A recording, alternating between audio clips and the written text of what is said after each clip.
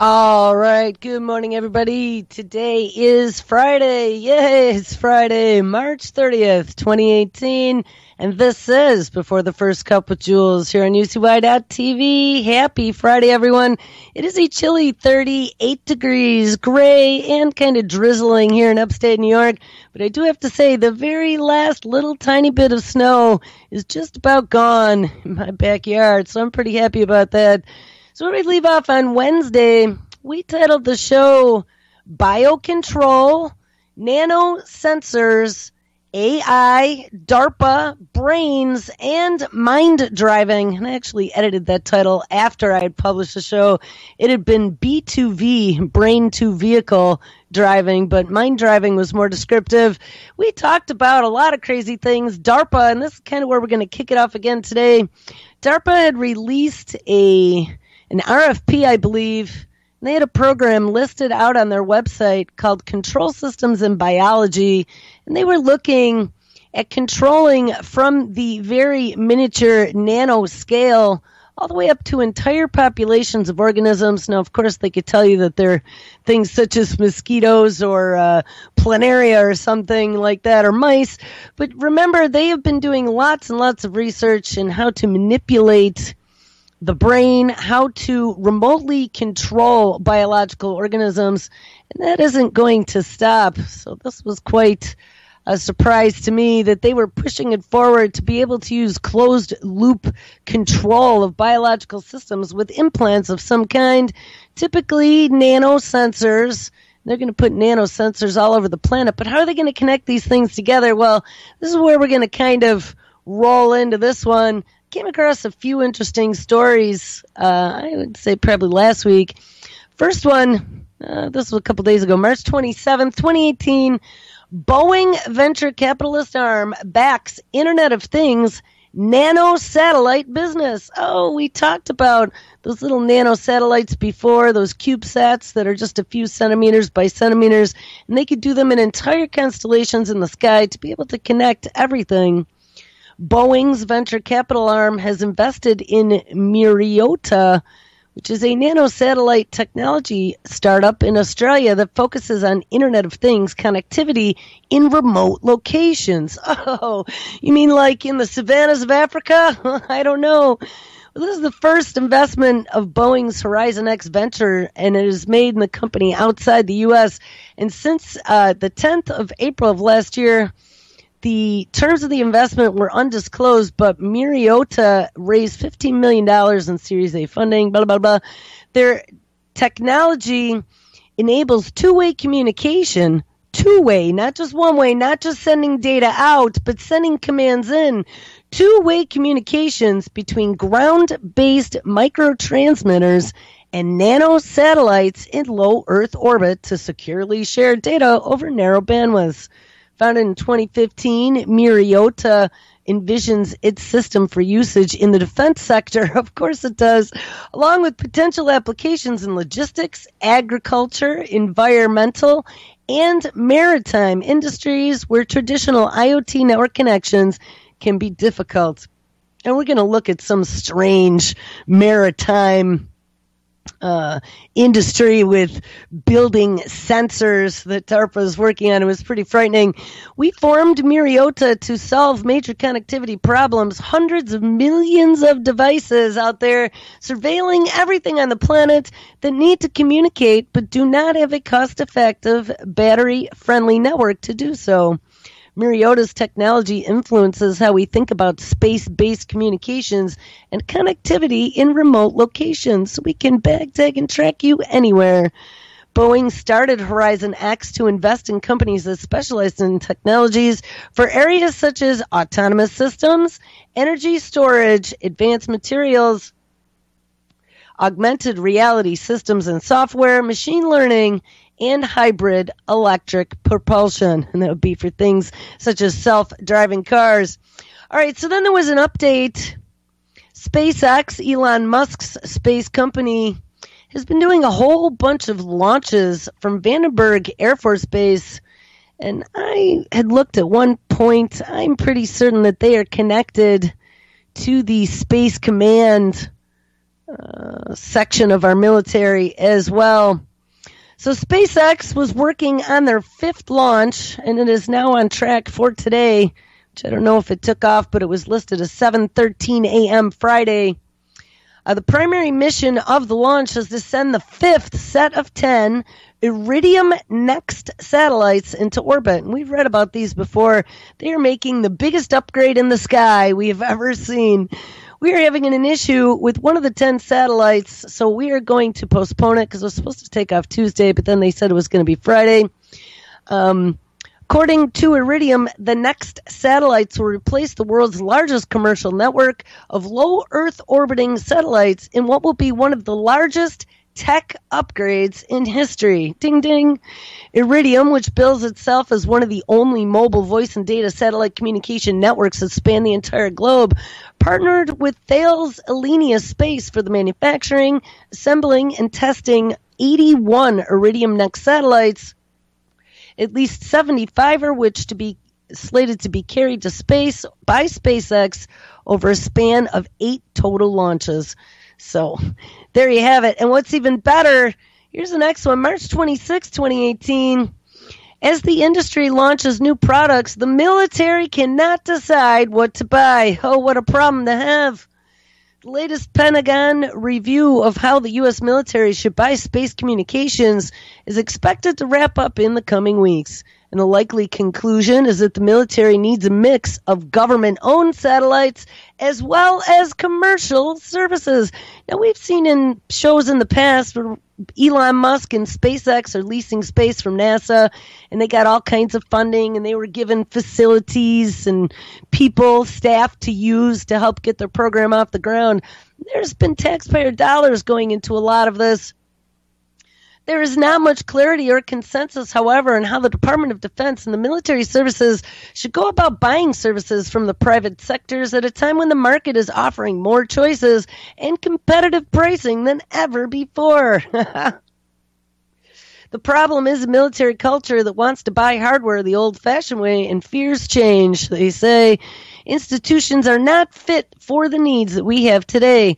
The Air Force has an office that buys wideband satellites, but you don't need to do that anymore. You can buy them as a service. Everything is as a service now.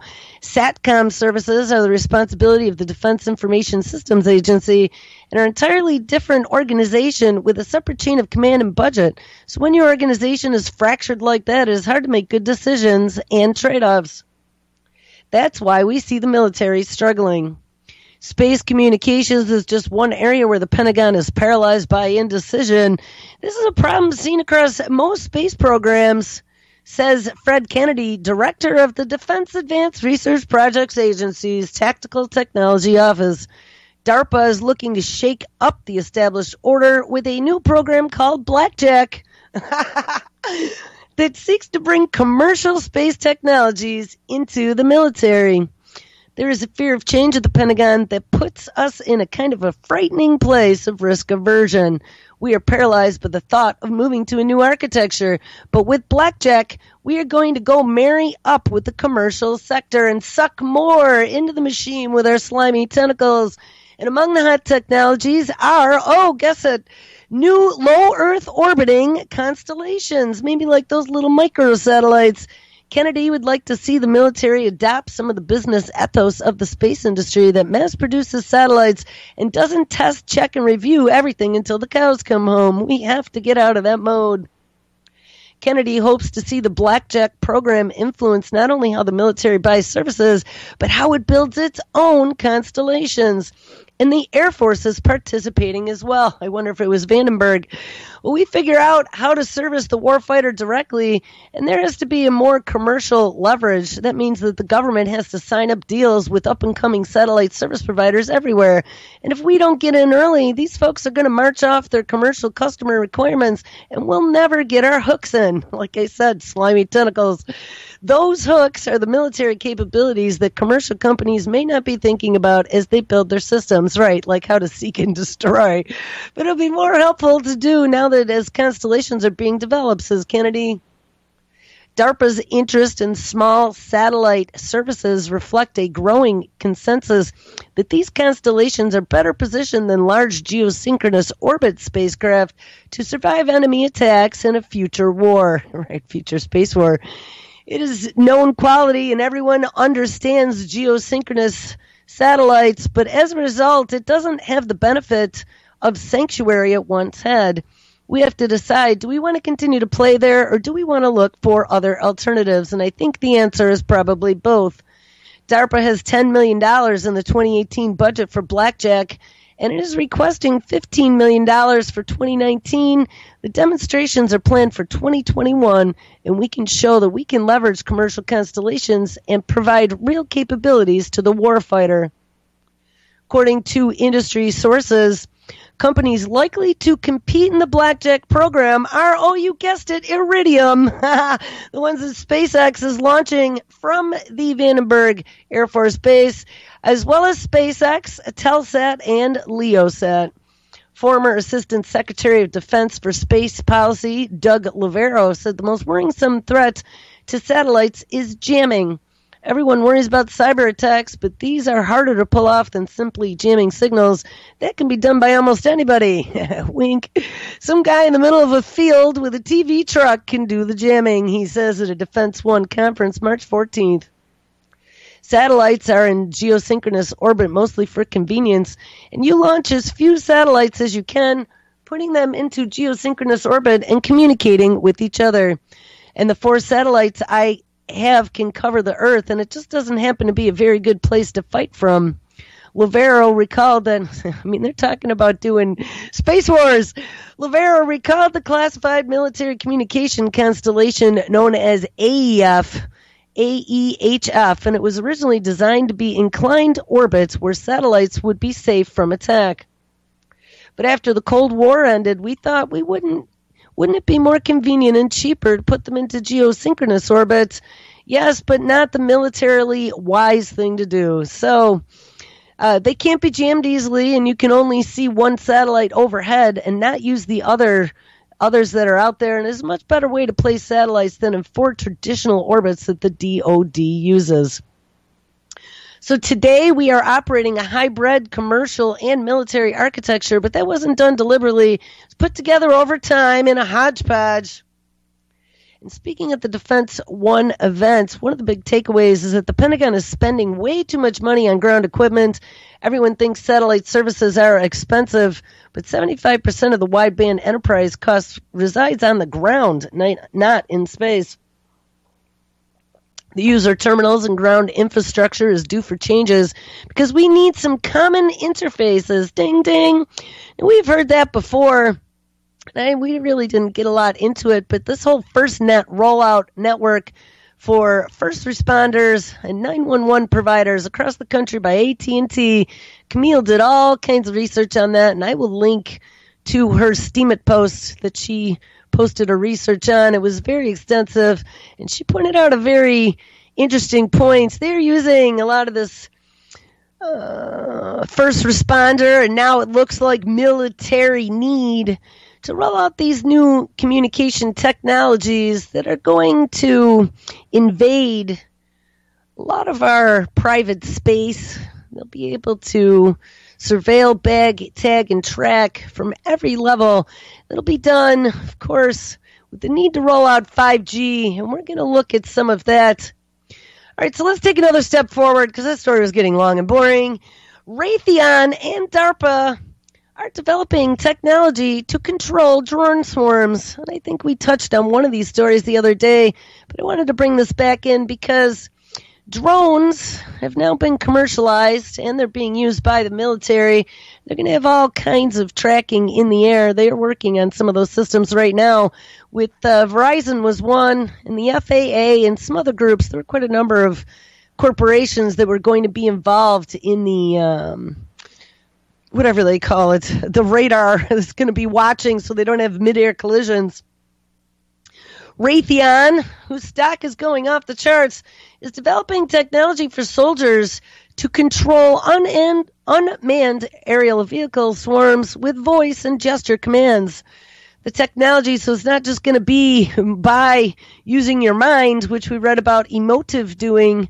Now it can be just by voice commands and gesture. The technology is being developed under the Defense Advanced Research Project Agency's Offensive Swarm-Enabled Tactics Program, more affectionately known as OFFSET.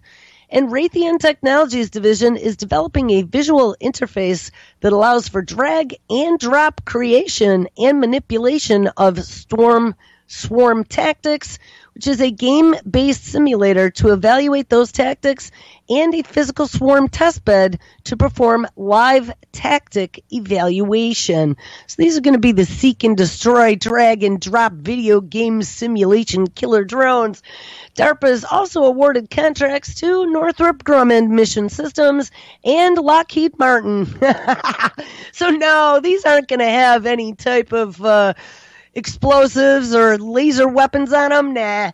The Phase 1 contracts are part of the program's Swarm Sprints in an effort to enable rapid development of leveraging and combining emerging swarm technology.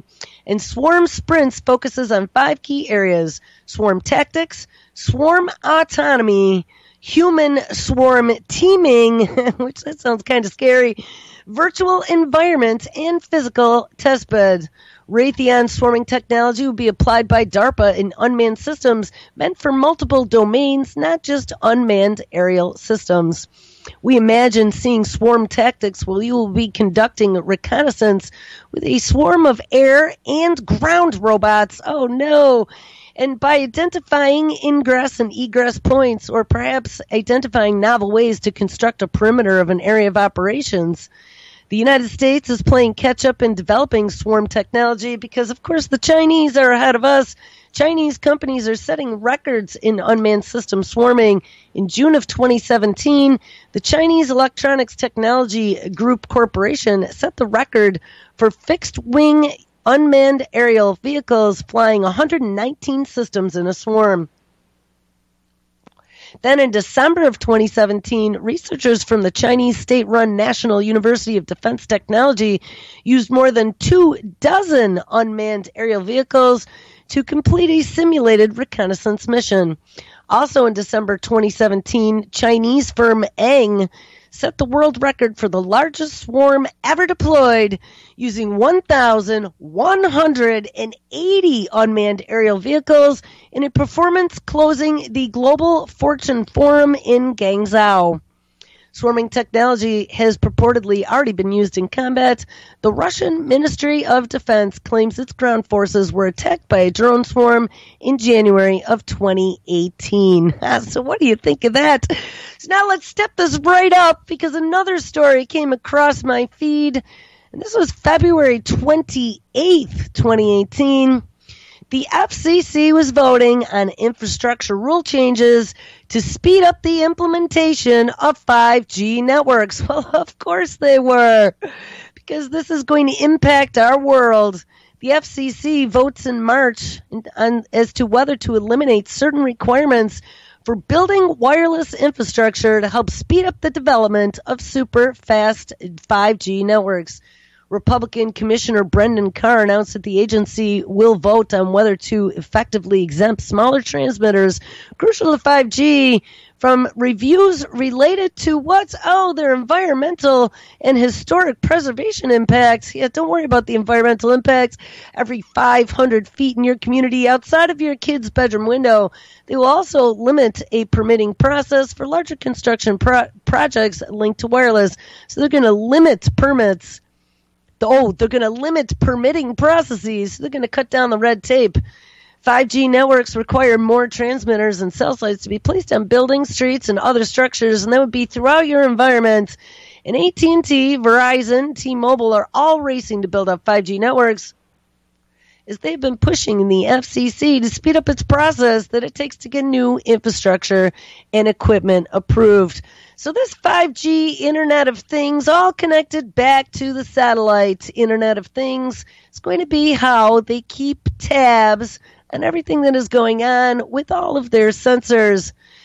So another story, this one was 3 days ago, March 27, 2018, NVIDIA NVIDIA, we've talked about them many times before. They made graphics cards back in the day, and they really kind of jumped in the forefront of having fast processors that then were repurposed for artificial intelligence to give the machine robot googly eyes and a little bit of extra intelligence. And now NVIDIA's chips are running a lot of the supercomputing projects that are going on around the globe.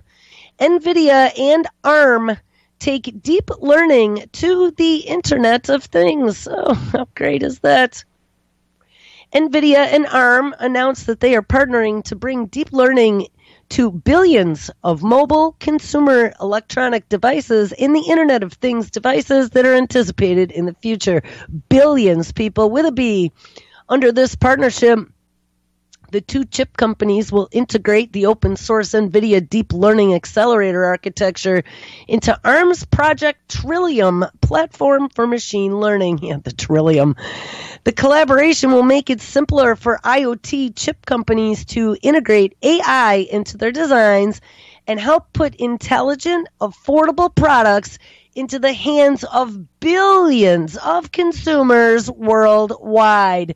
Again, an elevator pitch. Don't get too excited.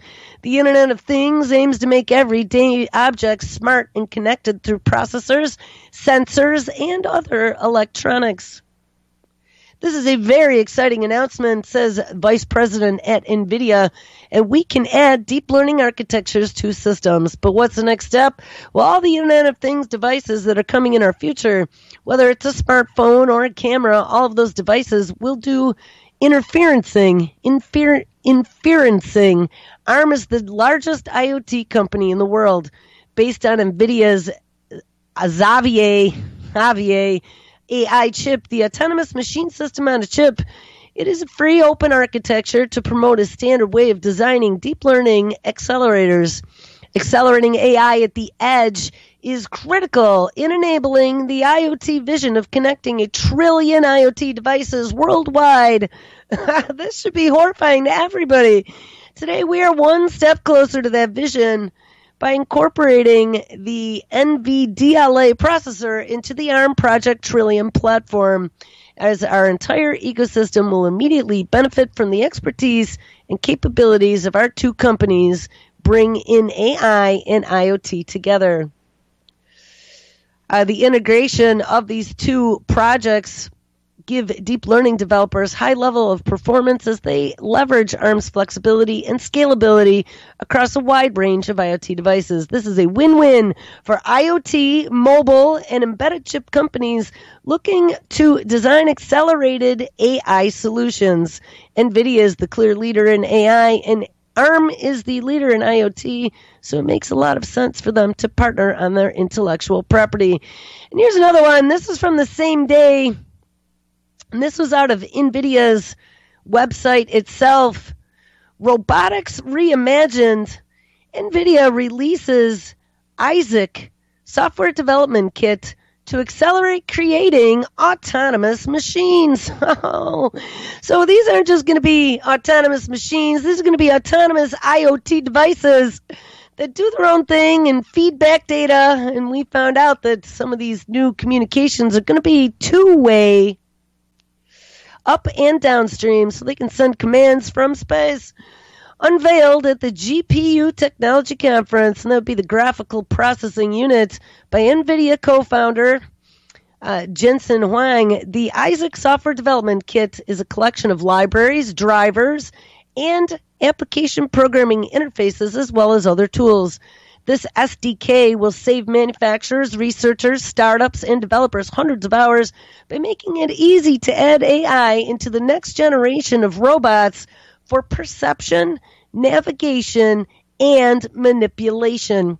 It also provides a framework to manage communications and transfer data within the robot architecture, and it makes it easy to add sensors, manage sensor data, and control actuators in real time. So they can turn your home helper robot into a killer, which is one zippity zap.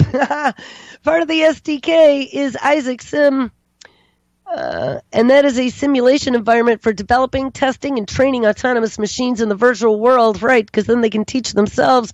And the algorithms trained in a simulation are then deployed to NVIDIA Jetson. for AI computing at the edge, bringing robots to life. NVIDIA also showed off the first reference design based on their Isaac SDK for its handy ability to cart around objects. And the delivery robot is on site this week at the NVIDIA booth at the GTC's exhibition hall. So that must have been going on this week. The robotics field presents nearly unlimited opportunities. And this is one of the things I'm going to bring up. This isn't just going to be tin can robots roaming around your house, but remember we looked a lot at some of these nano-sized robots that they are building and able to turn DNA utilizing origami into little optical voltage sensing nano devices. And these things are small enough to get inside the human body.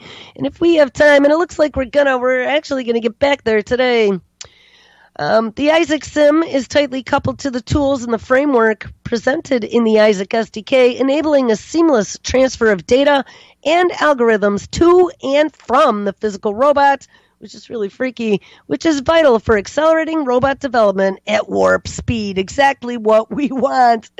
The Jetson combined with the Isaac SDK and the Isaac Sim makes NVIDIA's Isaac platform ideal for developing and deploying robotic applications in manufacturing, logistics, delivery, agriculture, service, construction, inspection, and other areas. And I wonder if they're going to utilize, if maybe Jetson is something like that learning in the cloud that we looked at with that Baxter robot, where they can code new things, put it up there, and make it available for everyone else who has the product. So this one was from yesterday out of military-aerospace.com. DARPA eyes new sensors for urban monitoring. We've talked about urban monitoring in the past in regards to biosensing for watching for bioterror attacks after the anthrax attacks that occurred after 9/11. Well, this takes it the next step further. U.S. military researchers are approaching industry for new kinds of cooperating sensors. What is a cooperating sensor? To improve urban sensing capabilities for monitoring city traffic flow, crowd management, public safety monitoring, resource use, and environmental protection. Sounds to me like they are jumping on the smart city bandwagon. That's what the smart city is going to be. It's not going to be for sustainability like they're trying to sell all this nano sensor technology as going to save the planet. It's going to keep you safe. It's going to bag, tag, and track every centimeter of your environment and feed it back to a dashboard where someone, probably a big pulsating brain in the sky, will be keeping track of it and letting others know whether or not everything is operating within parameters. Officials at the U.S. Defense Advanced Research Project Agency, of course, in Arlington, Virginia, issued a request for information, more affectionately known as an RFI, last week. And that was DARPA-SN-18-44 on a new urban sensing technology. Responses could support future DARPA programs to improve urban sensing capabilities. From industry, DARPA researchers are interested in sensing capabilities, sensor packaging, unique and enabling sensor technologies, sensor technology maturity levels, concepts of operation, and system affordability to support urban sensing. Something like Smart Dust would probably do. Of particular interest are low-cost, miniaturized sensors, ding ding, and sensor packaging designs with technology maturity levels that could support field experimentations within the next 1 to 2 years. Sensor technologies should have extended operation durations involving visual, acoustic, optical, radio frequency, pressure, spectrum, and polarization sensors to capture previously untapped properties and characteristics of urban elements, including crowds, pedestrians, objects, and activities. Guys, that sure sounds like Smart Dust to me. The advancement of embedded technologies is driving rapid growth of sensing technologies that can yield data from citywide deployments for monitoring, modeling, and understanding urban activities. Right, so if they have to go in and perform some sort of urban warfare that they have been perfecting in cities in the Middle East, they'll be able to do that and know if someone is hiding around a corner or has explosives in their pocket. DARPA would like responses from companies, universities, nonprofit research centers, U.S. government laboratories, foreign entities, and individuals.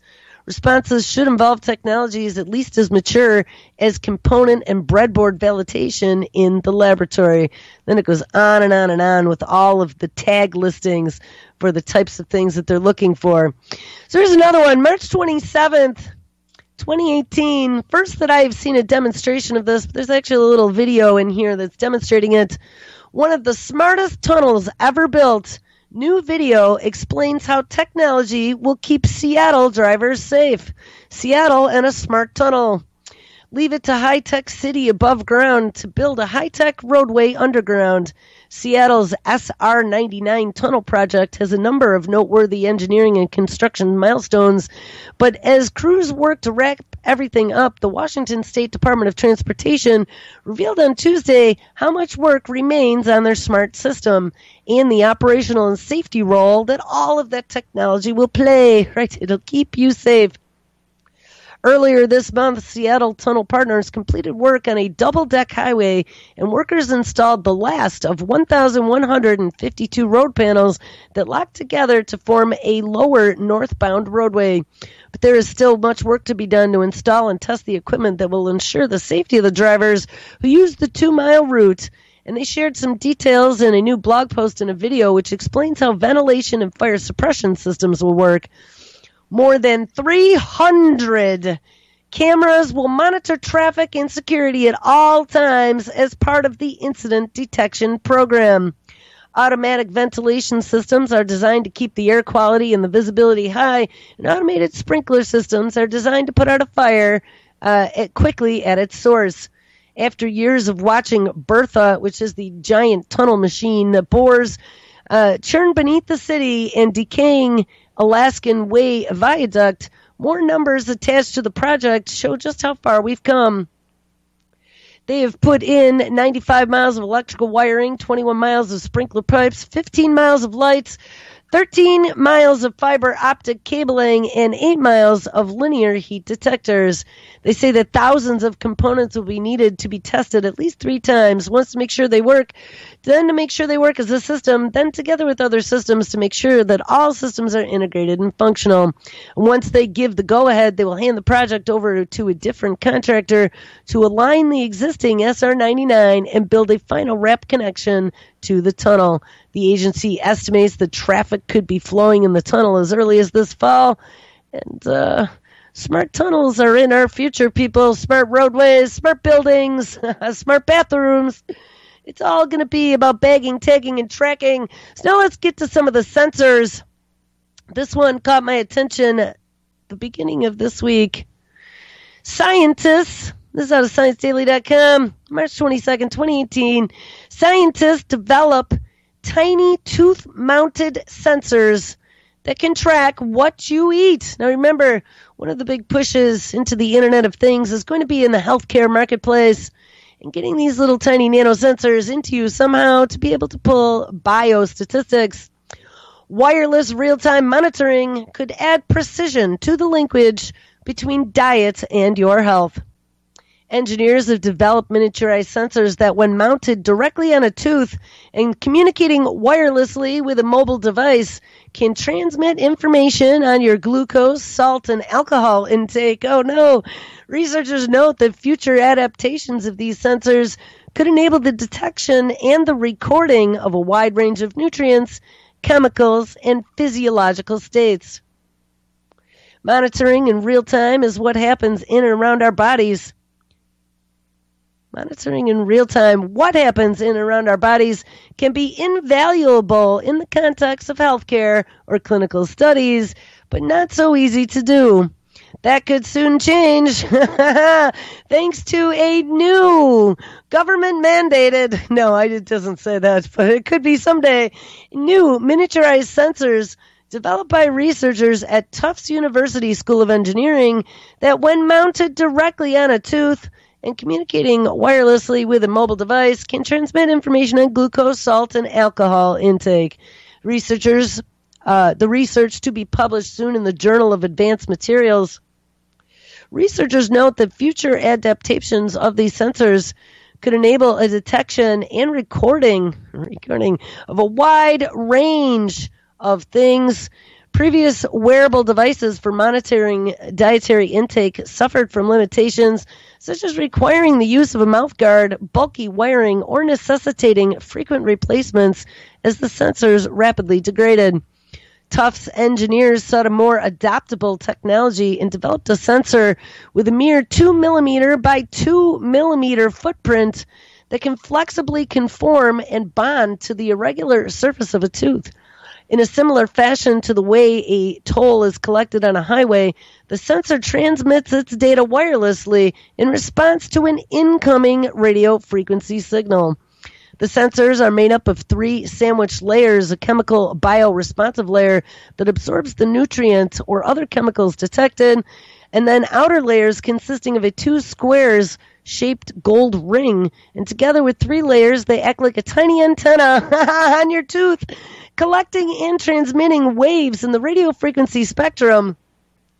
And as the incoming wave hits the sensor, some of it is canceled out and the rest is transmitted back, just like a patch of blue paint absorbs the redder wavelengths and then reflects the blue back to our eyes.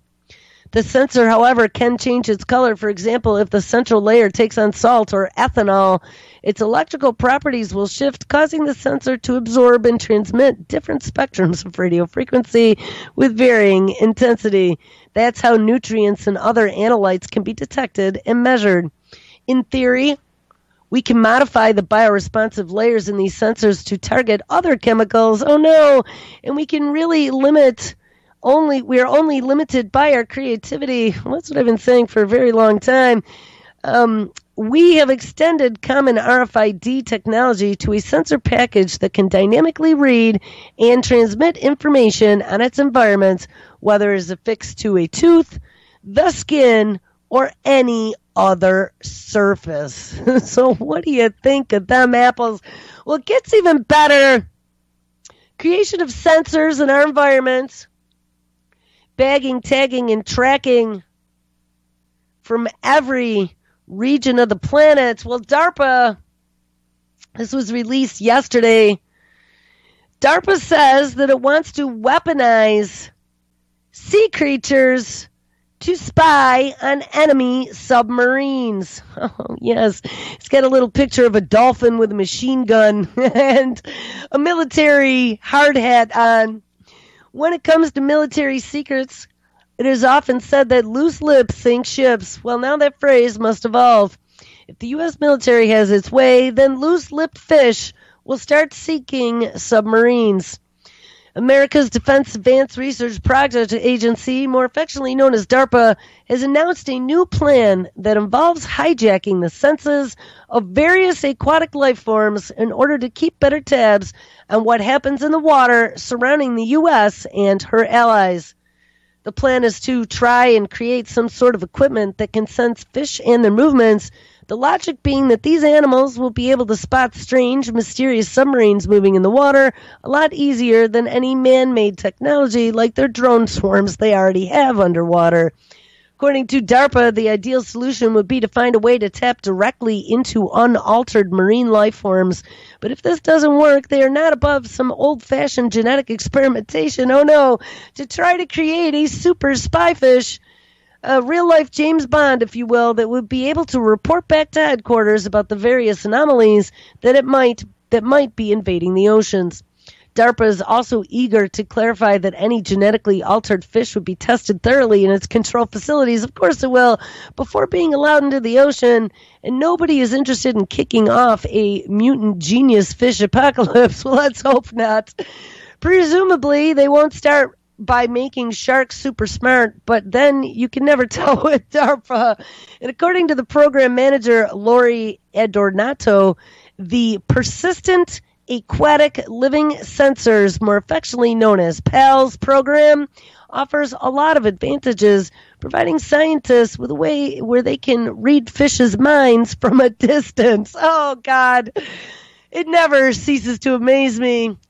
The U.S. Navy's current approach to detecting and monitoring underwater vehicles is a hardware-centric and resource-intensive, and as a result, the capability is mostly used at a technical level to protect high-valued assets like aircraft carriers, and less so at the broader strategic level.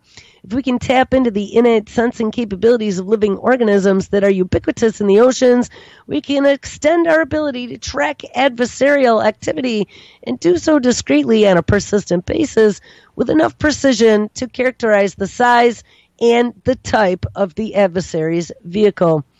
This plan sounds very similar to a recently announced DARPA project that will attempt to use plant life as spies, and we read about that one, the spying spinach, around noteworthy secret military installations by planting audio-receptive plants around places of note, and the military will be able to spot if someone unexpected is lurking in the trees.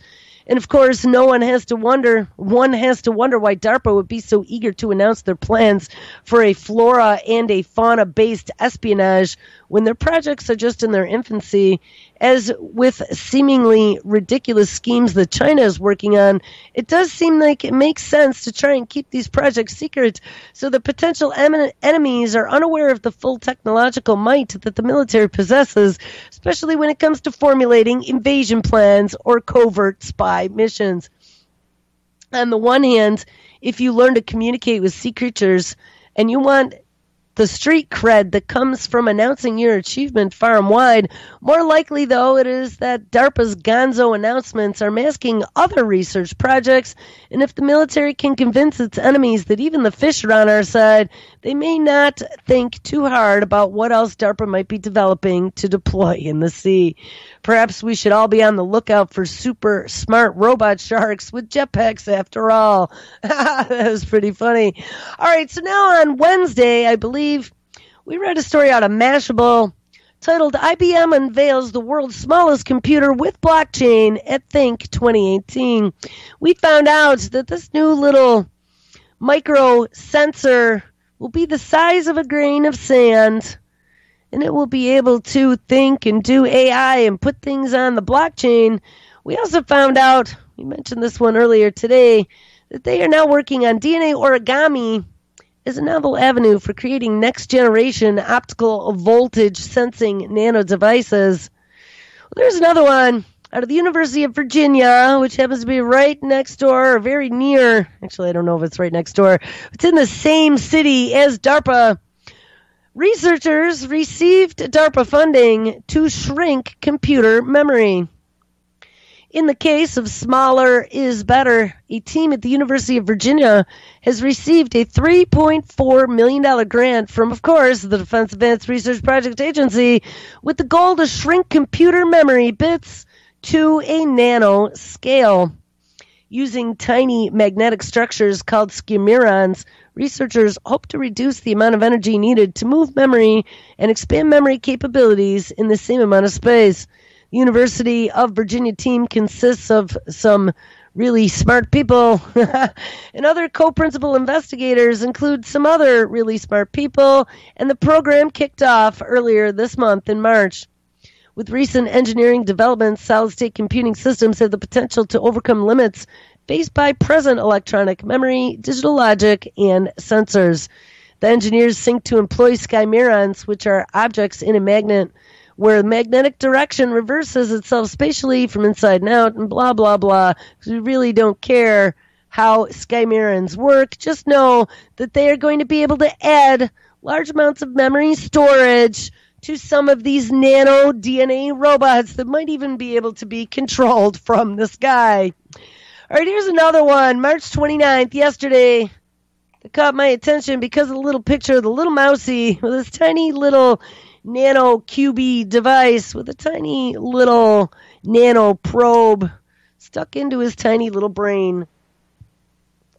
Titled Tiny, and they really do use that word. This is out of nanotech.org. March 29, 2018. Tiny intracortical probes monitor neural activity. Nano-fabricated, ultra-flexible electrode arrays that have a cross-sectional area that is much smaller than a conventional carbon fiber electrode could be used to detect action potential from individual neurons without damaging brain tissue. Well, phew! Good thing they came up with that one. The devices could allow for high-density electrical recoding, of neural activity in a living brain, as well as being useful in the field of brain-machine interfacing. This almost sounds like neural dust motes that we've read about before, but now at a capability of not doing any type of brain damage. Implanted neural probes are currently the only way to monitor the fast electrophysiological activity of individual neurons. And such probes have been successfully employed to treat a number of neurological diseases, such as Parkinson's. We found out on Wednesday that they're using Parkinson's patients to do a lot of this research right now because they already have probes implanted in their brain, and they can be used to establish a direct communication between the brain and a man-made interface. The problem is that these probes are typically much larger in size than neurons and capillaries, and thus they can cause significant damage to brain tissue when implanted. A team of researchers led by Chong Zi of the University of Texas at Austin has now developed new ultra-flexible intracortical probes that are 10 times smaller than conventional carbon fiber electrodes, which have a cross-sectional area that is 100 times smaller. This advance is, in our opinion, a crucial step toward high-density, full-coverage mapping of neural activity in a sizable brain region. It could also prove very useful in the field of brain-machine interfacing. Well, yippee! Researchers use state-of-the-art electron beam lithography and photolithography techniques to fabricate nano-electrical threads. So that's the first time I've seen nano-electrical threads. So that's even smaller than nanowires. And these are probes containing densely packed electrode arrays. They made the devices on 100 millimeter silicon wafers containing a sacrificial layer of thin nickel. And after releasing the sacrificial layer, we are then able to harvest substrate-less, small-sized probes with a multi-layer layout that markedly reduces the cross-sectional area to the subcellular range. One such probe hosted a linear array of electrodes with a cross-section profile of 0.8, and I don't know, angstroms, I think, which is the smallest among all reported to our knowledge. One of the probes was designed to function as a multiple tetrode, hosting a group of 4 closely spaced electrodes every 100 angstroms along the thread, he adds, and it was fabricated so that each of its electrode spacing was smaller than its detection range to allow for spatial oversampling, which improves spatial resolution of action potential signal recording. So meaning it's very high density and very accurate. The researchers tested out their device on a mouse and found that the electrodes can record action and local field potentials of neurons with a very high signal-to-noise ratios, and compared to conventional neural probes, the much reduced dimensions allows us to implant the devices at previously unattainable high densities. They'll be sprinkling it all about without damage to brain tissue. In this work, we could implant the probes to a depth of between 500 and 700 angstroms in a somasensory cortex. We have demonstrated implantation at an interprobe distance of 60, but again, without eliciting neuronal death. So that's all good. So now we are planning to extend its test to primates, and we also plan to collaborate with other professionals to broaden its use of our probes to such fields such as monitoring neuronal diseases and other fundamental studies. Well, listen to this. Elon Musk comes out talking about space. Remember, he's been working on this whole Neuralink project as well. Elon Musk's brain implant startup, which would be Neuralink, reportedly is now planning to test on animals. It is seeking regulatory approval for its planned use of office space in San Francisco, and a Neuralink employee says that the company was looking to house rodents and conduct operations for in vivo testing. Elon Musk has said that Neuralink will initially focus on providing brain implants to people with disabilities, but he has not talked about testing on animals. Neuralink, a company founded by Elon Musk that aims to develop brain implants for boosting people's mental capabilities, had plans to test products on animals, according to a new report. The new information provides rare insight into Neuralink's earliest plans for executing his bold vision, which could ultimately diversify Musk beyond cars with Tesla and space travel with SpaceX. The report on Wednesday from Gizmodo points to a letter Neuralink employee Jared Burchell sent to a San Francisco city department last year that mentions plans for a small operating room, for in vivo testing and a small room to house rodents. Musk has not spoken much about Neuralink in the past, but has said before that the company would seek to deploy its technology for a wider population, which could be 7 to 9 years away, and that Neuralink would first try to help people with certain kinds of disabilities. The first use of this technology is to repair brain injuries as a result of stroke. Oh, of course it is. Or cutting out a cancerous lesion where somebody fundamentally loses a certain cognitive element. It could help people who are quadriplegics or paraplegics by providing a neural shunt from the motor cortex down to where the muscles are activated. And it could also help people who, as they get older, have memory problems and can't remember the names of their kids, or through memory enhancement, which could allow them to function well much later into life. The medically advantageous elements of this for dealing with mental disablement of one kind or another, which of course happens to all of us when we get old enough, are very significant.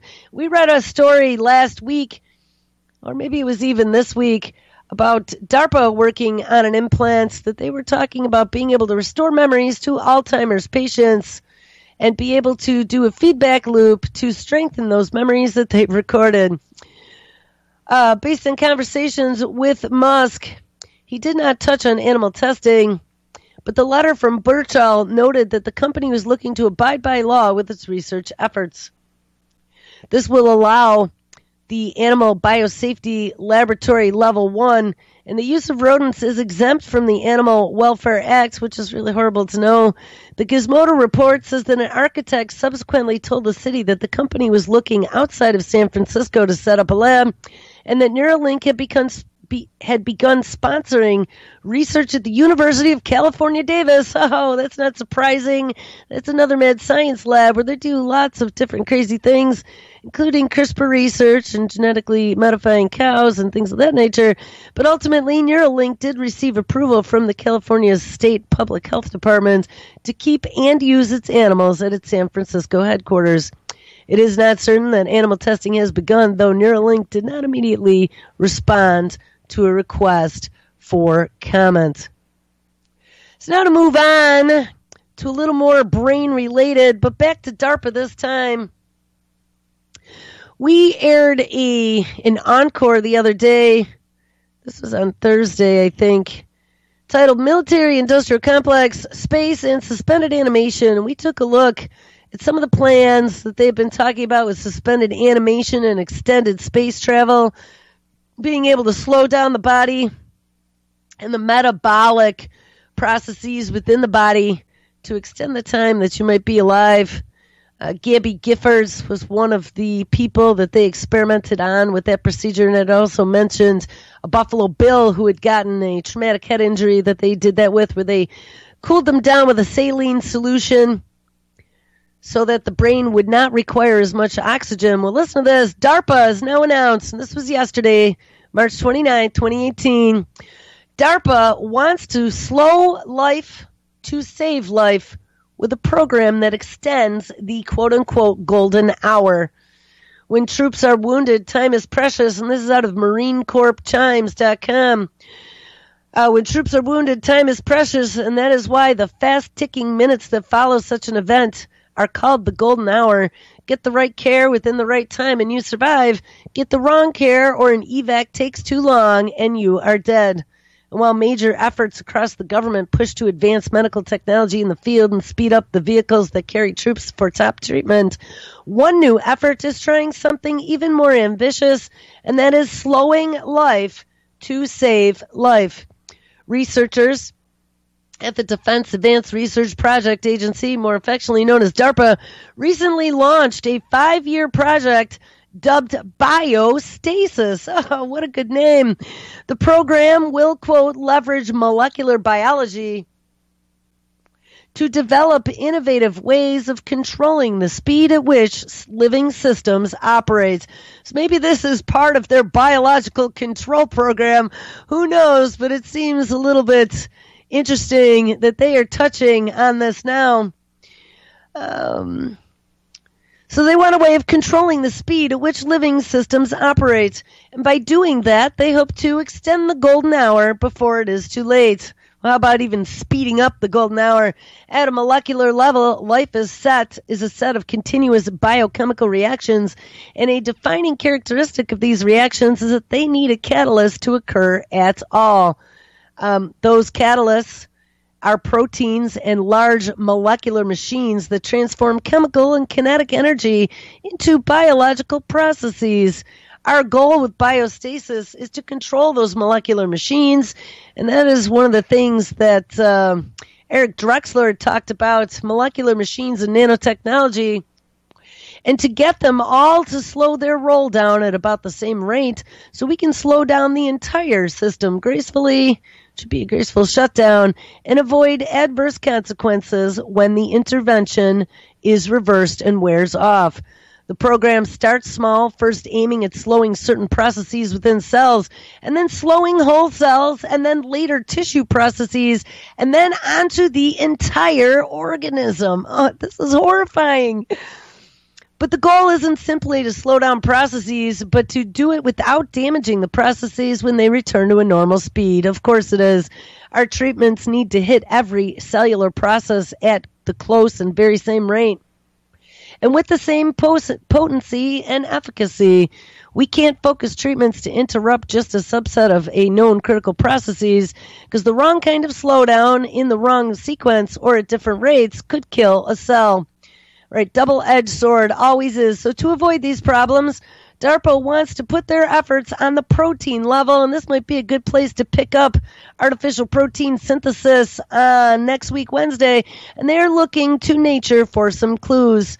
The certain creatures, such as talligrades that live for millions of years and can even live in space, as well as wood frogs, can go into a state known as cryptobiosis, where it seems like all of their metabolic processes have stopped, but they are still alive. Talligrades, which are microscopic invertebrates, can use this adaptation to survive freezing and extreme radiation. All right.